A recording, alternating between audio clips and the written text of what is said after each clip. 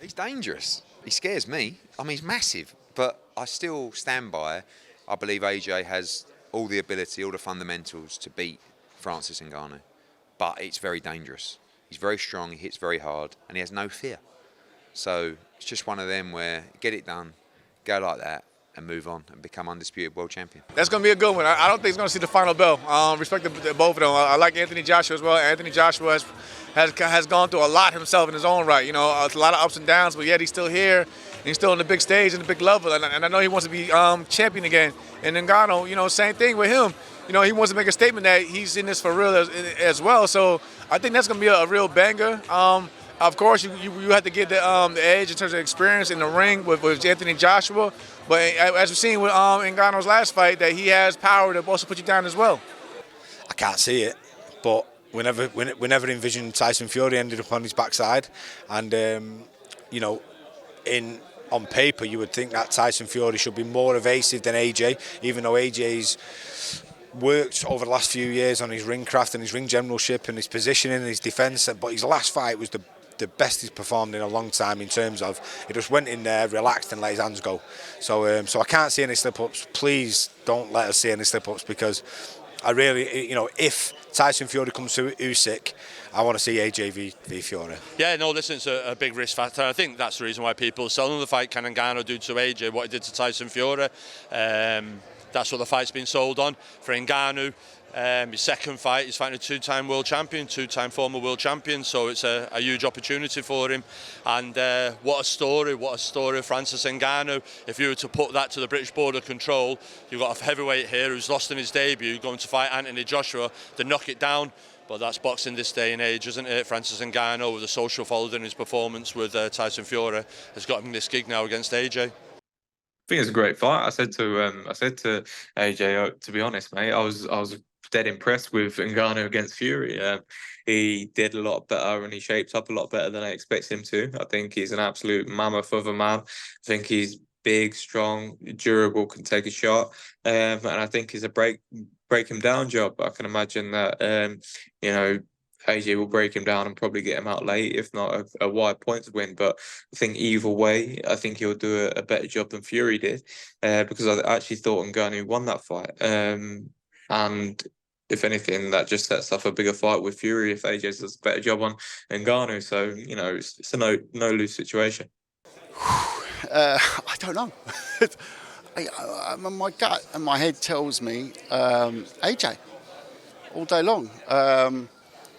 I think the first few rounds will be very interesting, and then I just think AJ's the experience, the stamina, totally different to MMA.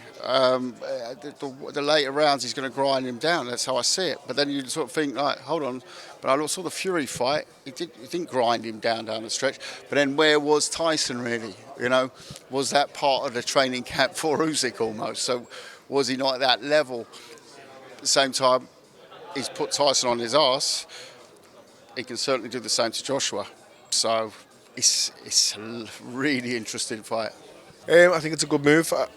On the night of the fight, Ngannou Fury, I tweeted, if I'm Eddie Hearn now, which I'm not obviously, I'm picking the phone to Ngannou straight away and I'm offering him AJ and I'm offering him that fight straight away, because he sort of proved that he's okay and he can hold his own in a boxing ring, and I get a bit of stick for it, but I've got to say what I think, and it's my opinion. He's still not a good boxer. He's just done really well on the night against a very, very bad Fury.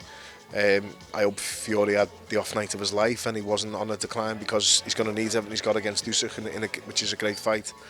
But Ngannou against Joshua, I'm fine seeing that, because of how sort of,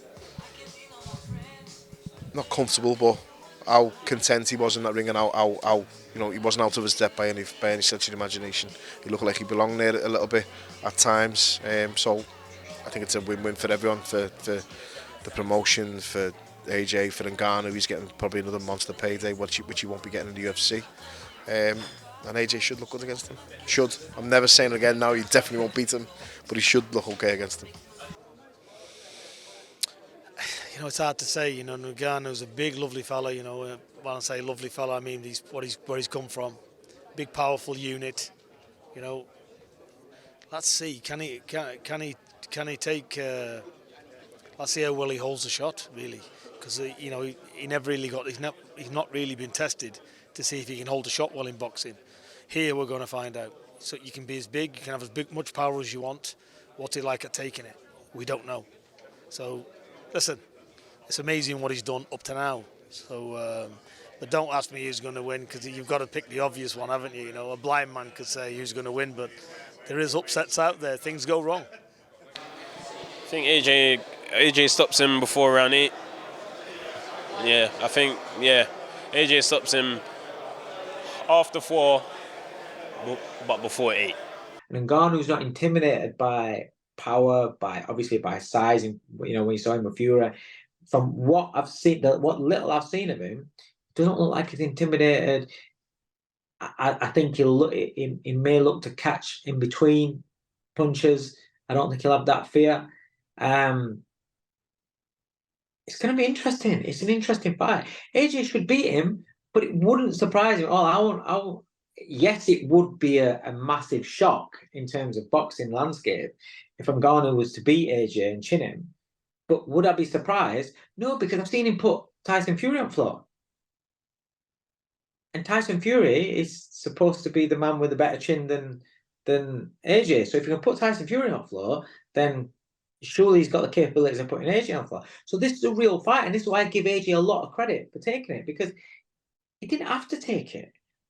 They were talking about going down, you know, an Ergovic path or something, you know, that can get anybody for AJ just to tick over until he gets his world title shot, or see who's the winner of Usyk Fury is. But they didn't. He chose to take this, which I think is a real, in terms of him, it's really a no-win fight. Apart from the chin, baby. Obviously, that's a win-win, like huge, like you've never seen before. But in terms of, if AJ beats Ngannou, so what? He should have done.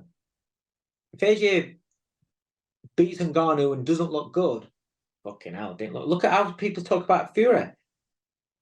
You know, look at what that one fight against that one man has done to his credibility.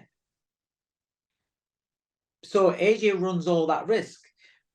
But the one thing that AJ's got over Fury is that they've got footage.